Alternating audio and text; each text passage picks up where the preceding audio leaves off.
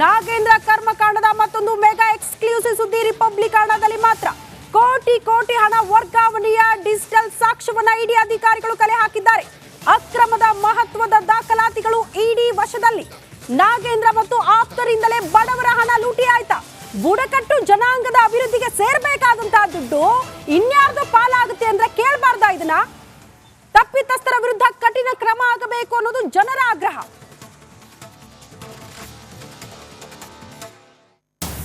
ಮತ್ತೊಂದು ಅಪ್ಡೇಟ್ ಲಭ್ಯವಾಗ್ತಾ ಇದೆ. ನಿರಂತರವಾಗಿ ಎಕ್ಸ್ಕ್ಲೂಸಿವ್ ಮಾಹಿತಿ. ವಾಲ್ಮೀಕಿ ನಿಗಮದ ಕೋಟಿ ಕೋಟಿ ಹಣ ಅಕ್ರಮ ವರ್ಗಾವಣೆ ವಿಚಾರಕ್ಕೆ ಸಂಬಂಧಪಟ್ಟಂತೆ ನೋಡಿ, ಬಿ ನಾಗೇಂದ್ರ ಅವರು ತಮ್ಮ ಹೆಸರು ಎಲ್ಲೂ ಕೂಡ ಬರಬಾರದು ಅಂತ ಒತ್ತಡ ಹಾಕಿದ್ರು ಅನ್ನೋದು ಬಹಳ ಸ್ಪಷ್ಟ. ಅಧಿಕಾರಿಗಳ ಮೇಲೆ ಒತ್ತಡ ಹೇರಿದ್ದ ಲೂಟಿ ಗ್ಯಾಂಗ್. ತನ್ನ ಹೆಸರು ಹೇಳದಂತೆ ಒತ್ತಡ ಹೇರಿದ್ರಂತೆ ಬಿ ನಾಗೇಂದ್ರ. ಹಗರಣದಲ್ಲಿ ತನ್ನನ್ನ ಸಿಲುಕಿಸದಂತೆ ಒತ್ತಡ ಹಾಕಿದ್ರು ಬಿ ನಾಗೇಂದ್ರ ಅನ್ನೋದ್ರ ಡೀಟೇಲ್ ಸಿಗ್ತಾ ಇದೆ.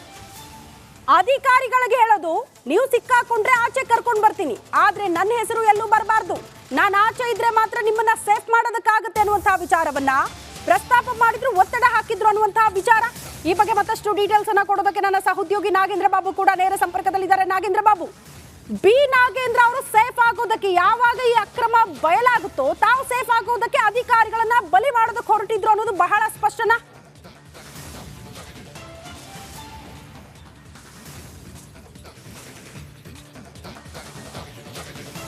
ಎಸ್, ಈಗ ಶ್ರುತಿ ನೋಡಿ, ಈಗ ಇದೇ ಒಂದು ಅನುಮಾನಗಳು ಈಗ ವ್ಯಕ್ತವಾಗ್ತಾ ಇರುವಂಥದ್ದು.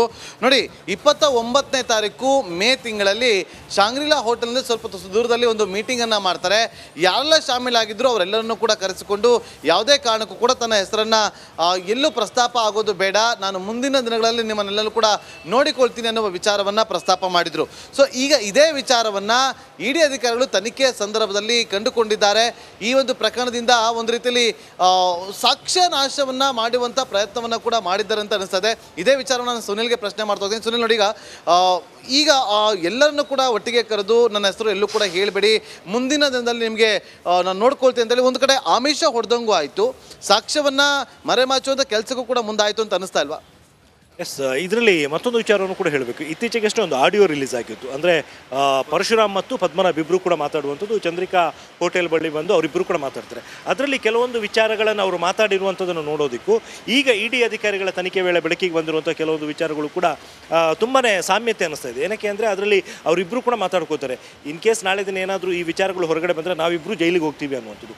ಈಗ ಇಡಿ ತನಿಖೆಯಲ್ಲಿ ಬೆಳಕಿಗೆ ಬಂದಿರುವಂಥ ವಿಚಾರದಲ್ಲಿ ಆವಾಗ ಸಚಿವ ಆಗಿದ್ದಂತಹ ನಾಗೇಂದ್ರ ಅವರು ಎಲ್ಲೂ ಕೂಡ ನನ್ನ ಹೆಸರನ್ನ ಹೇಳಬೇಡಿ, ಒಂದು ವೇಳೆ ನೀವು ಜೈಲಿಗೆ ಹೋದರೂ ಕೂಡ ನಾನು ಸೇಫ್ ಮಾಡ್ತೀನಿ ಅನ್ನುವಂಥ ಒಂದು ಭರವಸೆಯನ್ನು ನೀಡಿದ್ರು, ಜೊತೆಗೆ ಆಮಿಷವನ್ನು ಕೂಡ ಒಡ್ಡಿದ್ರು. ಸೊ ಈಗ ಅದೆರಡು ಕೂಡ ಎಕ್ಸಾಕ್ಟ್ ಆಗಿ ಮ್ಯಾಚ್ ಆಗ್ತಿದೆ. ಸಚಿವ ನಾಗೇಂದ್ರ ಅವರ ಸೂಚನೆ ಇದ್ದಿದ್ದ ಒಂದು ಕಾರಣದಿಂದಾಗಿ ಇವರಿಬ್ಬರು ಕೂಡ ನಾಳೆ ದಿನ ಏನಾದರೂ ಹೆಚ್ಚು ಕಮ್ಮಿ ಆದರೂ ಕೂಡ ನಾವು ಜೈಲಿಗೆ ಹೋಗೋಕ್ಕೆ ರೆಡಿ, ಆದರೆ ಅವ್ರಿಗೆ ಮಾತ್ರ ಏನೂ ಕೂಡ ತೊಂದರೆ ಆಗಬಾರ್ದು ಅನ್ನುವಂಥದ್ದು ಮೆಂಟಾಲಿಟಿ ಇಟ್ಕೊಂಡಿದ್ರು. ಮತ್ತು ಒಂದು ಕಡೆಯಲ್ಲಿ ಸಾಕ್ಷಿ ನಾಗೇಂದ್ರ ಬಾಬು ವಾಪಸ್ ಬರ್ತೀನಿ. ಮತ್ತೊಂದು ಮೇಜರ್ ಅಪ್ಡೇಟ್ ಲಭ್ಯವಾಗ್ತಾ ಇದೆ. ಇಡಿ ವಿಚಾರಣೆಯ ವೇಳೆ ನಾಗೇಂದ್ರ ಹೇಳಿದ್ದೇನು? ಇಡಿ ವಿಚಾರಣೆಯ ಸಂದರ್ಭದಲ್ಲಿ ನಾಗೇಂದ್ರ ಹೇಳಿರುವ ವಿಚಾರ ಏನು? ಅದಕ್ಕೂ ಇದೆ ರಿಪಬ್ಲಿಕ್ ಹಣದ ಬಳಿ ಸಾಕ್ಷ್ಯ. ಜುಲೈ 12ರಂದು ಇಡಿಯಿಂದ ನಾಗೇಂದ್ರ ಅವರ ವಿಚಾರಣೆ ಆಗಿದೆ.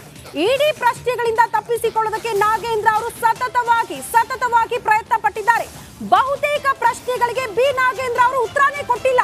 ನಾನವನಲ್ಲ, ನನ್ನ ಪಾತ್ರ ಇಲ್ಲ, ನನಗೂ ಅದಕ್ಕೂ ಸಂಬಂಧ ಇಲ್ಲ ಅನ್ನೋದನ್ನ ಬಿಟ್ರೆ ಬಿ ನಾಗೇಂದ್ರ ವಿಚಾರಣೆಯ ಸಂದರ್ಭದಲ್ಲಿ ಇದ್ಯಾವುದಕ್ಕೂ ಕೂಡ ಸ್ಪಷ್ಟ ಉತ್ತರ ಕೊಟ್ಟಿಲ್ಲ. ಆ ಕಾರಣಕ್ಕೆ ಅವ್ರನ್ನ ನಿನ್ನೆ ಇಡಿ ಅಧಿಕಾರಿಗಳು ವಶಕ್ಕೆ ಪಡೆದುಕೊಂಡಿದ್ದು. ಮತ್ತೊಂದು ಅಪ್ಡೇಟ್ ಲಭ್ಯವಾಗ್ತಾ ಇದೆ. 40ಕ್ಕೂ ಹೆಚ್ಚು ಗಂಟೆಗಳ ಕಾಲ ಇಡಿಯಿಂದ ನಿರಂತರವಾಗಿ ಬಿ ನಾಗೇಂದ್ರ ಅವರ ವಿಚಾರಣೆ ಆಗಿದೆ. ನಾಗೇಂದ್ರ ವಿಚಾರಣೆಯಲ್ಲಿ ನಡೆಸಿದ್ದ ಜಾರಿ ನಿರ್ದೇಶನಾಲಯಕ್ಕೆ ಸಿಕ್ಕಿರುವ ಉತ್ತರ ಏನು? ಕೊನೆಗೆ ನನ್ನ ಪಾತ್ರ ಇಲ್ಲ, ನಾನವನಲ್ಲ ಅಂತ ಸಹಕಾರ ಕೊಟ್ಟಿಲ್ಲ ಅನ್ನೋ ಕಾರಣಕ್ಕೆ ಅವ್ರನ್ನ ವಶಕ್ಕೆ ಪಡೆದುಕೊಂಡಿದ್ದಾರೆ.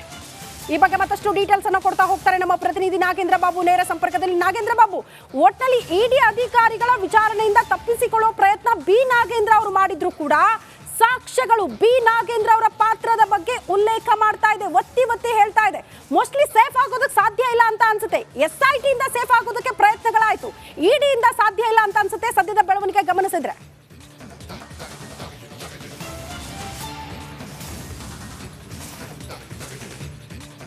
ಖಂಡಿತವಾಗ್ಲೂ ಶ್ರುತಿ ನೋಡಿ, ಈಗ ಇಡಿ ಅಧಿಕಾರಿಗಳು 20 ಸ್ಥಳದಲ್ಲಿ ದಾಳಿಯನ್ನು ಮಾಡ್ತಾರೆ. ಅದರಲ್ಲಿ ಪ್ರಮುಖವಾಗಿ ನಾಗೇಂದ್ರ ಅವರ ಫ್ಲಾಟ್, ಡಾಲರ್ಸ್ ಕಾಲೋನಿಯಲ್ಲಿರುವಂತಹ ಅಪಾರ್ಟ್ಮೆಂಟಲ್ಲಿದ್ದಂತಹ ಫ್ಲಾಟ್ ಮೇಲೆ ದಾಳಿಯನ್ನು ಮಾಡ್ತಾರೆ. ಮತ್ತೊಂದು ಕಡೆ ಯಲಹಂಕದಲ್ಲಿರುವಂಥ ದದ್ದಲ್ ಅವರ ನಿವಾಸದ ಮೇಲೆ ದಾಳಿಯನ್ನು ಮಾಡ್ತಾರೆ. ಈ ನಾಗೇಂದ್ರ ಅವರ ನಿವಾಸದ ಮೇಲೆ ದಾಳಿಯನ್ನು ಮಾಡಿದಾಗ 45 ಗಂಟೆ ಕಾಲ ವಿಚಾರಣೆಯನ್ನು ನಡೆಸಿರ್ತಾರೆ. 45 ಗಂಟೆ ವಿಚಾರಣೆ ನಡೆಸಿದಂಥ ಸಂದರ್ಭದಲ್ಲಿ ಏನೇ ಪ್ರಶ್ನೆನ ಕೇಳಿದ್ರು ಕೂಡ ತನಗೂ ಈ ಹಗರಣಕ್ಕೂ ಯಾವುದೇ ರೀತಿಯಾದಂಥ ಸಂಬಂಧ ಇಲ್ಲ ಅನ್ನುವ ಉತ್ತರವನ್ನು ಕೊಟ್ಟಿರ್ತಾರೆ. ಅದಾದ ಬಳಿಕ ಹರೀಶ್ ಮೊದಲನೇ ದಿನವೇ ಹರೀಶ್ನನ್ನು ಅಂದರೆ ನಾಗೇಂದ್ರ ಅವರ PA ಹರೀಶ್ನನ್ನು ಇಡಿ ಅಧಿಕಾರಿಗಳು ಕರ್ಕೊಂಡ್ಬಂದು ಇಡಿ ಕಚೇರಿಯಲ್ಲಿ ಕೂರಿಸಿಕೊಂಡು ಒಂದಷ್ಟು ವಿಚಾರಗಳನ್ನು ಅವರಿಗೆ ಮಾಡ್ತಾರೆ. ಅದಕ್ಕಿಂತ ಮುಂಚೆ ನೋಡಿ, ಇಡಿ ದಾಳಿ ಮಾಡೋದಕ್ಕಿಂತ ಮುಂಚೆ ಇಡಿ ಅಧಿಕಾರಿಗಳಿಗೆ ಡಿಜಿಟಲ್ ಎವಿಡೆನ್ಸ್ಗಳು ಪತ್ತೆಯಾಗಿತ್ತು. ಅದನ್ನು ಇಟ್ಟುಕೊಂಡು ವಿಚಾರಣೆ ನಡೆಸಿದ್ರು ಕೂಡ ನಾಗೇಂದ್ರ ಎಲ್ಲೂ ಕೂಡ ಅದಕ್ಕೆ ನನಗೂ ಅದಕ್ಕೂ ಸಂಬಂಧ ಇಲ್ಲ ಅನ್ನುವ ಉತ್ತರವನ್ನು ಕೊಡ್ತಾ ಇದ್ರು. ಅದಾದ ಬಳಿಕ 13ನೇ ತಾರೀಕಿನ ಒಳಗಾಗಿ ನೀವು ಇಡಿ ಕಚೇರಿಗೆ ಬರಬೇಕು, ನಿಮ್ಮ ಸ್ಟೇಟ್ಮೆಂಟನ್ನು ಮಾಡ್ಕೋಬೇಕು ಅಂತೇಳಿ ನೋಟಿಸನ್ನು ಕೂಡ ಕೊಟ್ಟಿರ್ತಾರೆ. ಆದರೆ ನೋಡ್ತಾ ಇರುತ್ತೆ ನಿನ್ನೆ ಬೆಳಗ್ಗೆ ಇಡಿ ಅಧಿಕಾರಿಗಳು ನಾಗೇಂದ್ರ ಅವರ ನಿವಾಸಕ್ಕೆ ಹೋಗ್ತಾರೆ. ಅಲ್ಲಿಂದ ಲಾಕ್ ಮಾಡ್ಕೊಂಡು ಕರ್ಕೊಂಬಂದು ನಿನ್ನೆ ಇಡೀ ದಿನ ವಿಚಾರಣೆ ನಡೆಸ್ತಾರೆ. ರಾತ್ರಿ 10 ಗಂಟೆಗೂ ಕೂಡ ವಿಚಾರಣೆ ನಡೆಸಿದಂಥ ಸಂದರ್ಭದಲ್ಲೂ ಕೂಡ ನಾಗೇಂದ್ರ ಒಂದೇ ಉತ್ತರವನ್ನು ಕೊಟ್ಟಿರ್ತಾರೆ, ನನಗೂ ಇದಕ್ಕೂ ಯಾವುದೇ ರೀತಿಯಾದಂಥ ಸಂಬಂಧ ಇಲ್ಲ, ನನ್ನ ತಪ್ಪಿಲ್ಲ ಅಂತೇಳಿ. ಅಷ್ಟೇ ಅಲ್ಲದೆ ಇವತ್ತು ಬೆಳಗ್ಗೆ ರಿಪಬ್ಲಿಕ್ ಕನ್ನಡ ಒಂದು ಪ್ರಶ್ನೆನ ಮಾಡಿದಾಗ ಇದೇ ಉತ್ತರವನ್ನು ಕೂಡ ನಾಗೇಂದ್ರ ಕೊಟ್ಟಿದ್ರು. ಶ್ರುತಿ, ನಮಸ್ಕಾರ. ಕರ್ನಾಟಕ ಪ್ರೈಮ್ ಟೈಮ್ಗೆ ಸ್ವಾಗತ. ನಾನು ಜಯಪ್ರಕಾಶ್ ಶೆಟ್ಟಿ. ಇಡೀ ಕರ್ನಾಡು ಇವತ್ತು ರೆಬೆಲ್ ಆಗಿ ನಿಂತಿದೆ. ಈ ಹಗರಣಗಳನ್ನು ಸದನದಲ್ಲಿ ಪ್ರಸ್ತಾಪ ಮಾಡಲು ಕೂಡ ಕಾಂಗ್ರೆಸ್ ಹಿಂದೇಟು ಹಾಕಿದ್ದೇಕೆ? ನಿಮ್ಗೆ ಸಂಬಳ ಅದಕ್ಕೆ, ನಿಮಗೆ ವಾಹನ ಅದಕ್ಕೆ, ನಿಮಗೆ ವೆಪನ್ ಅದಕ್ಕೆ, ನೀವು ಅದನ್ನು ಸರಿ ಇಡಬೇಕಾಗಿತ್ತು. ನೀವು ವಿದ್ಯುತ್ ಬರ ಇದೆ ಅಂತ ಹೇಳ್ತಾ ಇದ್ದೀರಿ, ಎಲ್ಲಿ ಬರ ಇದೆ ನೀವು ಹೇಳಬೇಕು. ಪಾಕಿಸ್ತಾನ್ ಆಕ್ಯುಪೈಡ್ ಕಾಶ್ಮೀರ್ ಅದು ಎಂದೆಂದಿಗೂ ನಮ್ಮದು. 40 ಮೆಷಿನ್ಗಳು ತಂದಿತ್ತು ನೋಟ್ ಎಣಿಸುವುದಕ್ಕೆ, ಅದೇ ಹಾಳಾಯಿತು. ಮಥುರಾದ ಗಲಾಟೆ ಇದೆಯಲ್ಲ, ಅದು ಸ್ಥಳೀಯವಾಗಿ ಕೂತು ಪರಿಹರಿಸಬಹುದಾದಂಥ ಕಾನೂನಿದೆ.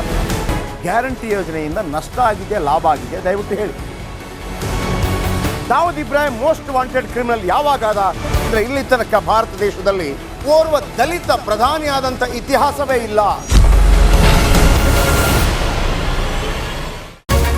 ರಿಪಬ್ಲಿಕ್ ವರ್ಲ್ಡ್ ಆ್ಯಪ್ ಇದು ಕೇವಲ ಅಪ್ಲಿಕೇಶನ್ ಅಲ್ಲ, ಸಮಗ್ರ ಸುದ್ದಿಗಳ ಸಂಪರ್ಕ ಮಾರ್ಗಕ್ಕೆ ಕ್ರಾಂತಿಕಾರಿ ಬದಲಾವಣೆ. ರಿಪಬ್ಲಿಕ್ ವರ್ಲ್ಡ್ ಆ್ಯಪ್ ಕೇವಲ ಸುದ್ದಿ ಅಪ್ಲಿಕೇಶನ್ ಅನ್ನ ಪರಿಚಯ ಮಾಡ್ತಾ ಇಲ್ಲ, ಬದಲಾಗಿ ಡಿಜಿಟಲ್ ಸುದ್ದಿ ಬಳಕೆಯ ಹೊಸ ಯುಗಕ್ಕೆ ನಾಂದಿ ಹಾಡ್ತಾ ಇದೆ. ಇದೊಂದು ಬ್ರೇಕಿಂಗ್ ನ್ಯೂಸ್, ಪ್ರಭಾವಶಾಲಿ ಕಾರ್ಯಕ್ರಮಗಳಿಗೆ ಗಟ್ಟಿಯಾದ ವೇದಿಕೆ. ರಿಪಬ್ಲಿಕ್ ವರ್ಲ್ಡ್ ಅಪ್ಲಿಕೇಶನ್ ಈಗ ಲೈವ್ ಆಗಿದೆ. ಗೂಗಲ್ ಪ್ಲೇ ಸ್ಟೋರ್ ಮತ್ತು ಆಪಲ್ ಆಪ್ ಸ್ಟೋರ್ ಎರಡರಲ್ಲೂ ಲಭ್ಯವಿದೆ. ಈಗಲೇ ಡೌನ್ಲೋಡ್ ಮಾಡಿ.